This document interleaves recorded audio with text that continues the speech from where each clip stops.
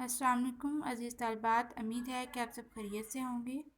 آج ہم خواجہ میر دت کی دوسری غزل اس کی قرأت کریں گے۔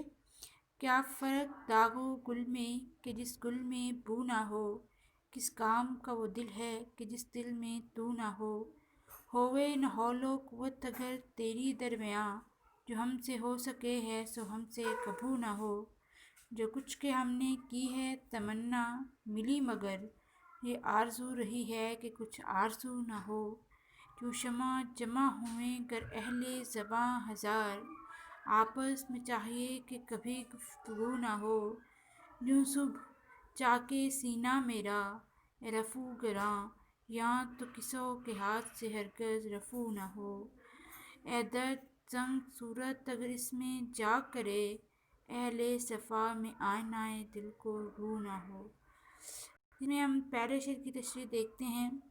کیا فرق داغ و گل میں کہ جس گل میں بو نہ ہو، کس کام کا وہ دل ہے کہ جس دل میں تو نہ ہو۔ اس شعر میں پہلا شعر مصرع دیکھیں۔ کیا فرق داغ و گل میں، دو لفظ ہیں داغ اور گل۔ انہوں نے کہا ہے کہ ان میں کوئی فرق نہیں ہوتا اگر گل کے اندر خوشبو نہ ہو، بغیر خوشبو کے جو پھول ہوتا ہے، اور داغ آپ یہ زخم میں یہ مراد ہے۔ زخم جب لگتا ہے تو وہ خون کی وجہ سے سرخ ہو جاتا ہے، تو ایک سرخ رنگ کا ایک گول سا وہ دبا سا بن جاتا ہے، تو وہ بھی ایک پھول کی طرح لگتا ہے، لیکن اس کے اندر خوشبو نہیں ہوتی۔ پھول کے اندر خوشبو ہوتی ہے، تو یہی ان کے درمیان ایک فرق ہے۔ اگر پھول کے اندر خوشبو نہیں رہے گی تو پھر داغ اور پھول میں کوئی فرق نہیں رہے گا۔ یہاں پر ایک اور چیز، داغ جو ہے وہ تکلیف کی علامت ہے، پھول ایک نزاکت کی، خوبصورتی کی علامت ہے، یعنی کہ یہ دو متضاد چیزیں ہیں۔ ہم پھول تکلیف دیتا ہے، وہ دیکھنے میں برا لگتا ہے، اس سے ہمیں کوئی اچھے احساسات ہمارے اندر پیدا نہیں ہوتے، جبکہ پھول جو ہے وہ ہمیں فرحت بخشتا ہے، اس سے بہت خوبصورتی کے احساسات وابستہ ہیں۔ تو لیکن میں فرق صرف اس وجہ سے نظر آتا ہے کیونکہ پھول کے اندر خوشبو ہے، پھول وہ خوشبو ہے جو ہمیں فرحت بخشتی ہے۔ اگر پھول کے اندر وہ خوشبو نہیں ہوگی تو وہ ایسے ہی ایک بدنما داغ کی طرح وہ پھول ہے، اس کا کوئی فائدہ نہیں ہے، بلکہ وہ جس طرح ایک داغ ہمارے لیے ایک وہ کہہ لیں کہ تکلیف یا ہمیں اچھا نہیں لگنے والا ایک چیز ہے، بالکل ویسے ہی پھول میں بھی کوئی کشش ہمارے لیے باقی نہیں رہے گی۔ اس کے بعد کس کام کا وہ دل ہے کہ جس دل میں تو نہ ہو۔ یہاں پر بظاہر تو اوپر والے مصرے اور اس مصرے میں انہوں نے کسی چیز کو ریلیٹ نہیں کیا، لیکن ہم کہہ سکتے ہیں کہ جس طرح گل میں خوشبو نہ ہو تو گل کی کوئی اہمیت نہیں رہتی، بالکل ویسے ہی دل ہے کہ جب دل کے اندر اللہ تعالیٰ کی محبت جاگزی نہیں ہوگی، اللہ تعالیٰ موجود نہیں ہوں گے، تو آپ جانتے ہیں کہ اللہ تعالیٰ نے انسان کے دل کو اپنا گھر کہا ہے، لیکن جب ہم اپنے دلوں کو دنیا کی علائشوں اور دنیا کی جو تمناؤں خواہشوں کے ساتھ زنگ آلود کر لیتے ہیں، تو پھر ہمارے اندر سے اللہ تعالیٰ کی وہ محبت، وہ چاہت جو ہے وہ ختم ہونا شروع ہو جاتی ہے، تو پھر میرا دل جو ہے وہ مردہ ہو جاتا ہے، وہ بیکار ہو جاتا ہے، اس دل کا کوئی فائدہ نہیں ہوتا۔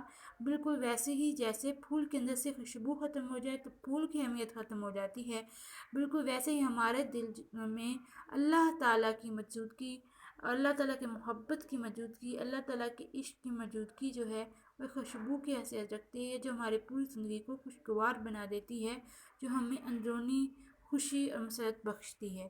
تو اگر ہمارے دل میں اللہ تعالیٰ کی محبت اور چاہت موجود نہیں ہوگی تو وہ دل جو ہے وہ بیکار ہے۔ یہ تو ہے تصوف کے حوالے سے۔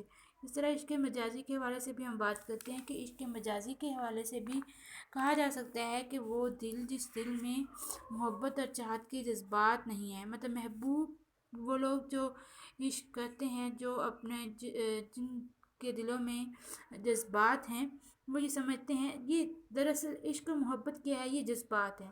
وہ دل پتھر دل جس کو کہا جاتا ہے، تو وہ انسان نہیں لگتا، وہ مشین لگتا ہے۔ انسان اسی لیے ہے کیونکہ اس کے اندر سے جذبات پیدا ہوتے ہیں۔ وہ کسی کی چاہت کے لیے، کسی کی نفرت کے لیے، لیکن چونکہ ہم غزل پڑھ رہے ہیں، خوبصورت جذبہ ہے کہ ہم کسی بھی کام کے لیے اپنے اندر ایک یا کسی بھی چیز کے لیے اس کو خوبصورتی کی وجہ سے یا پھر کسی بھی وجہ سے ہمارے دل کو اچھی لگتی ہے، تو ہمارے اندر جو اس کے لیے پسندیدگی کے جذبات پیدا ہوتے ہیں. اس وہ ساری چیزیں جو ہیں وہ ہمارے دل سے ریلیٹ کرتی ہیں. تو اگر ہمارے دل میں اس طرح کی چیزیں نہیں پیدا ہوں گی تو اس کا مطلب ہے کہ ہمارا دل مردہ ہے. تو یہ ایک چیز کے ایک عشق حقیقی کے حوالے سے اور عشق مجازی کے حوالے سے یہ ہم اس شعر کو دیکھ سکتے ہیں. اور پھر غالب نے بھی تو کہا ہے کہ ہزاروں خواہشیں ایسی کہ ہر خواہش سوری ایسے ہی کہ دل میں جو خواہش پیدا ہوتی ہے کہ یہ ایسی خواہشیں ہیں کہ ہر انسان کے اندر مسلسل پیدا ہوتی رہتی ہیں. ہزاروں خواہشیں ایسی کہ ہر خواہش پہ دم نکلے، بہت نکلے میرے ارماں لیکن پھر بھی کم نکلے. مطلب انسان ہے ہی خواہش اور تمنا کا نام. اگر ان کے دل سے خواہش پیدا نہیں ہوگی تو پھر وہ انسان نہیں رہے گا، وہ ایک بے جان چیز، ایک مشین لگے گا جس کی کوئی خواہش نہیں ہوتی، وہ ایک مخصوص ٹریک میں چلتا رہتا ہے.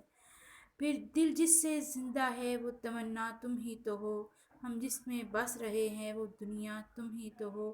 تو یہ مولانا ظفر علی خان کا شعر ہے. نعت کا مطلب کہہ لیں کہ اس میں عشق حقیقی کے حوالے سے ہی بات کی گئی ہے کہ اللہ تعالیٰ سے مخاطب ہو کر کہا گیا ہے کہ اللہ وہ صرف ہمارے دل میں جس چیز کی تمنا ہے، جس کی وجہ سے ہم زندہ ہیں، اللہ وہ آپ ہیں. ہم صرف آپ کی تمنا ہمارے دل میں ہے، اس وجہ سے ہم زندہ ہیں. اور ہم جس میں بس رہے ہیں وہ دنیا تم ہی تو ہو. اور آپ اگر ایک تو یہ چیز کہ یہ پوری کائنات جو ہے یہ اللہ تعالیٰ کی بنائی ہوئی ہے، تو یہ اللہ کی دنیا جس میں ہم بس رہے ہیں. اور ایک وہ دنیا جو اندر جیتے ہیں، تو ہمارے دل کے اندر کی دنیا، تو وہ بھی اللہ تعالیٰ کی محبت، اللہ تعالیٰ کی چاہت اور اللہ تعالیٰ کی وہ دنیا ہے. اللہ تعالیٰ کی محبت کی تخلیق کی ہوئی دنیا ہے جس میں شاعر جی رہا ہے. تو یہ چیز ہے کہ اگر جو دل ہے اس میں جو تمنا ہے، ہم جو دل کے اندر جذبات پیدا ہوتے ہیں وہی دراصل زندگی ہے. اس کے بغیر ہم مردہ ہیں. ہماری کوئی ہم کو انسان نہیں کہا جا سکتا یا ایک زندہ انسان نہیں کہا جا سکتا. جس طرح ایک پھول کے بغیر پھول جو ہے خوشبو کے بغیر بیکار چیز ہے، اس طرح انسان جو ہے وہ جذبات کے بغیر ایک بے جان چیز ہے، ایک مردہ ہے. اس طرح اللہ تعالیٰ کے حوالے سے کہ اللہ تعالیٰ ہمارے دل میں جا گزیں ہیں، یا اللہ دل جو ہے اللہ تعالیٰ کا گھر ہے. تو خواجہ میر دردی کہتے ہیں کہ عز و سما کہاں تیری وسعت کو پا سکے، میرا ہی دل ہے وہ کہ جہاں تو سما سکے. تو یہ انسان کا دل ہی ہے جس کے اندر اللہ تعالیٰ کی محبت، اللہ تعالیٰ کا عشق جو ہے وہ سما سکتا ہے. تو ہمارے دلوں کے اندر اللہ تعالیٰ کی محبت اور عشق کو جاگزیں ہونا چاہیے. اس کو ہمیشہ تر و تازہ رہنا چاہیے. اس کے لیے ضروری ہے کہ ہم ہر وقت اللہ تعالیٰ کی یاد میں گم رہیں. جو بھی کام کریں، جو بھی زندگی میں قدم اٹھائیں، وہ صرف اللہ تعالیٰ کی رضا اور اللہ تعالیٰ کی خوشنودی کا حصول ہو، اس کے علاوہ اور کچھ نہیں. ہووے نہ حول و قوت اگر تیری درمیاں، جو ہم سے ہو سکے ہے سو ہم سے کبھو نہ ہو. حول و قوت یہ اللہ تعالیٰ کی قدرت اور پر کا ہے. اس کا حوالہ دیا گیا ہے کہ یہ اللہ تعالیٰ کی قدرت اور توفیق ہے کہ ہم جو کام کرتے ہیں وہ ہم کرنا چاہتے ہیں وہ ہم کر لیتے ہیں. ورنہ اگر اللہ تعالیٰ نہ چاہے تو جو ہم یہ دنیا میں کام کر رہے ہیں، کامیابی حاصل کر رہے ہیں، جو بھی عمل کر رہے ہیں وہ کبھی نہیں ہو. کیونکہ انسان کے پاس اختیار اتنے ہیں. حضرت علی رضی اللہ تعالیٰ عنہ سے پوچھا گیا کہ اے حضرت علی رضی اللہ تعالیٰ عنہ، ہم انسان کتنا خود مختار ہے؟ تو آپ نے سامنے کھڑے شخص سے کہا کہ آپ اپنا ایک پاؤں اٹھائیں. اس نے ایک پاؤں اٹھایا. اس نے کہا اب دوسرا اٹھاؤ. تو اس نے کہا کہ میں نہیں اٹھا سکتا اے خلیفہ. تو انہوں نے کہا کہ بس انسان کا یہی اختیار ہے. تو انسان کا اختیار جو ہے وہ بہت کم ہے. اللہ تعالیٰ کہتے ہیں کہ دنیا میں جو پتے ہیں، درختوں کے پتے، وہ بھی میری اجازت کے بغیر نہیں ہل سکتا. مطلب ایک پتا بھی دنیا میں. تو ہماری کیا مجال ہے کہ ہم اللہ تعالیٰ کی قدرت اور توفیق کے بغیر کوئی کام کر سکیں؟ یہ ہمارا ایک ایمان ہونا چاہیے، یہ ہمارے عقیدے کا حصہ ہونا چاہیے کہ ہم جو بھی کرتے ہیں وہ اللہ تعالیٰ کی رضا اور اللہ تعالیٰ کی توفیق کی وجہ سے کرتے ہیں۔ اب یہاں پر ایک اور سوال آتا ہے کہ پھر وہ لوگ جو گناہ کرتے ہیں تو کیا اس میں بھی اللہ تعالیٰ کی خوشنودی ہوتی ہے؟ کیا وہ اللہ تعالیٰ مطلب جب انسان کا اپنے پر اختیار نہیں ہوتا؟ تو یہ ایک بہت بڑا مسئلہ ہے جس کو مسئلہ جبر و قدر کہا جاتا ہے کہ انسان کو کتنی قدرت حاصل ہے اور کتنا اس پر جبر کیا جاتا ہے۔ آپ یہ تو ایک تقدیر ہوتی ہے اور ایک تدبیر ہوتی ہے، تو آپ کی کچھ چیزیں ایسی ہوتی ہیں جو آپ کو تقدیر کے ذریعے ملتی ہیں، جو اللہ کی طرف سے ملتی ہیں، جو آپ پر جس پر آپ کا اختیار نہیں ہوتا، لیکن کہیں نہ کہیں ایک انسان کو اس کا کچھ نہ کچھ اختیار دیا بھی گیا ہوتا ہے۔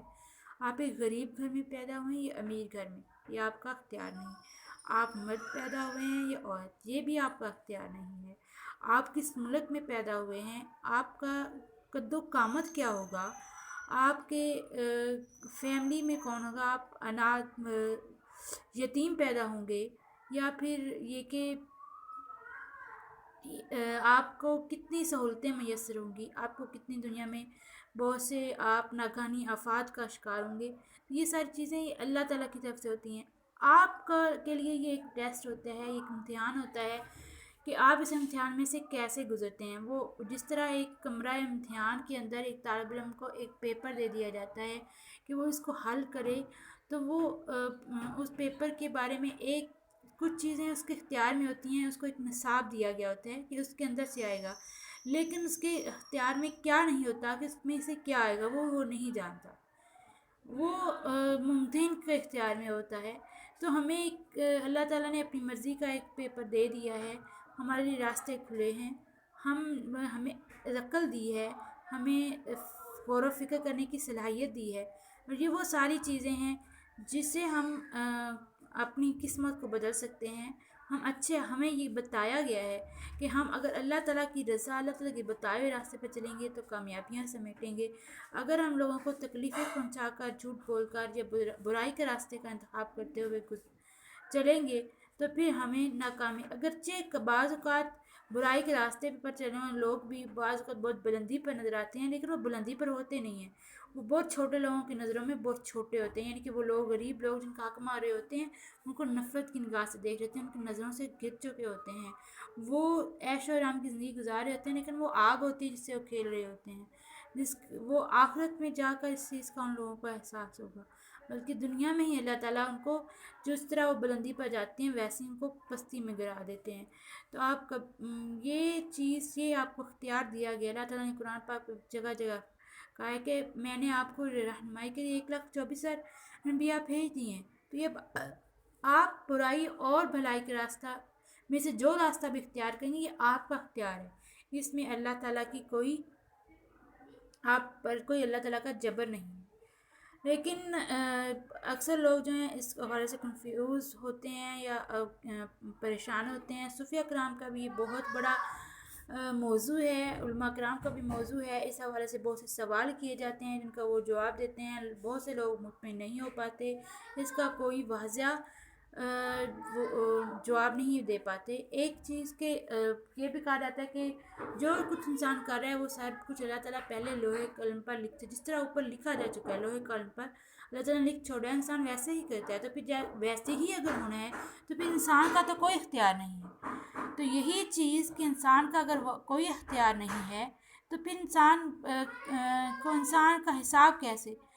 تو اس چیز کی وجہ سے ایک مثال دی جاتی ہے کہ ایک اللہ تعالیٰ ہے، وہ ہر چیز کو جانتے ہیں، وہ پہلے سے جانتے ہیں، تو انہوں نے وہ چیزیں لکھ کر رکھ دی ہیں، تو اس میں ہم پر جبر کرنے کا تو کوئی سوال ہی پیدا نہیں ہوتا، کیونکہ انسان جو کسی کے بارے میں جانتا ہے تو وہ اس کے بارے میں لکھ سکتا ہے، لیکن وہ اس پر جبر تو نہیں کر رہا ہوتا، وہ اللہ تعالیٰ نے وہ لکھا ہے جو آپ نے کرنا ہے، اللہ تعالیٰ نے جو لکھا ہے وہ آپ، یہ نہیں ہے کہ جو اللہ تعالیٰ لکھے گا آپ وہی کریں گے، بلکہ جو آپ کریں گے اللہ تعالیٰ نے وہ لکھا ہے۔ یہ تھوڑا سا آپ اس چیز پر غور کریں کہ سمجھا یہ جاتا ہے کہ جو لوہے قلم پر لکھا گیا ہے ہم نے اس کے مطابق کرنا ہے، یہ چیز غلط ہے، بلکہ جو کچھ کے ہم نے کرنا ہے، اللہ تعالیٰ چونکہ خبر رکھنے والے، ہر چیز جاننے والے ہیں، وہ جانتے ہیں کہ میرے ہر بندے نے کیا کرنا ہے. تو جو کچھ کہ ہم نے کرنا ہے اللہ تعالیٰ نے اس کے مطابق لوہے قلم پر لکھ چھوڑا ہے پہلے ہی. تو یہ چیز ہے، یہ فرق ہے. ہم برائی اور بھلائی کی جو راستے ہیں ان میں تو کم از کم ہمیں اختیار حاصل ہے، اور اس اختیار کا ہی ہمیں حساب کتاب دینا ہے. اس کے علاوہ ہمیں کوئی حساب کتاب نہیں دینا کہ ہم مرد کیوں ہیں یا عورت کیوں ہیں، یا ہم غریب کیوں تھے امیر کیوں تھے. ہم نے ہمارے پاس جو ہوگا ہم نے اس کا حساب دینا ہے. تو اس کا مطلب ہے کہ ہم اچھائی اور بھلائی کے راستے، اور یہی اللہ تعالیٰ نے ہمیں بار بار ہمیں ہدایت کے لیے بہت سے وسیلے پیدا کیے، بہت سے انبیاء اکرام بھیجے، اللہ ہمیں کتابیں بھیجی. تو آپ لوگ، ہم انسانوں کو چاہیے کہ ہم جو اختیار دیا گیا اس کے مطابق ہم بہترین کا انتخاب کریں اور اچھائی کے راستے کا انتخاب کریں. ناحق ہم مجبوروں پر یہ تہمت ہے مختاری کی، چاہتے ہیں سو آپ کرے ہیں ہم کو اب سے بدنام کیا.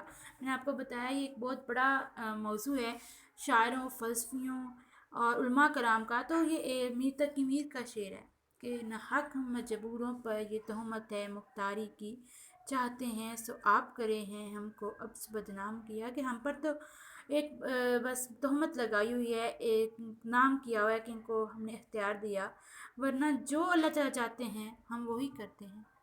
ہمیں تو صرف بدنام کیا گیا ہے. لیکن میر درد کا شعر ہے، جو نور نظر تیرا تصور تھا پیش نظر جدھر گئے ہم، کہ اے اللہ صرف تیرا ہی، تو ہی ہدایت دینے والا ہے، ہم جدھر گئے تجھ سے ہی ہدایت پائی، اس ہدایت کے مطابق عمل کیا. تو یہ نیک لوگ جو ہیں یہ اپنا ہر قدم اللہ تعالیٰ کی ہدایت کے مطابق ہی گزارتے ہیں، اللہ تعالیٰ سے رہنمائی حاصل کرتے ہیں. اوکے، آج کے لیے اتنا ہی. امید ہے کہ آپ سب لوگ جو ہیں وہ خیریت سے ہوں گے، اور تمام کلاسز جو ہیں وہ باقاعدگی کے ساتھ ان کو تیار کرتے رہے ہوں گے. اللہ حافظ.